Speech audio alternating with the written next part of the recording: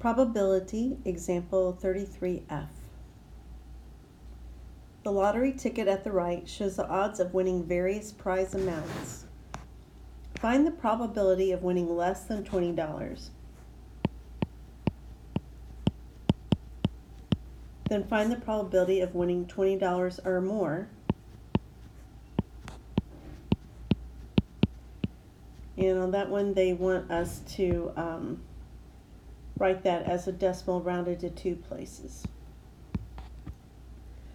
All right, so it says here the overall odds of winning any prize, including prizes of less than $20, is 1 in 1. So that would make the success 1, the failure 1. Well, what would the total be? 2. So that would make the probability 1/2.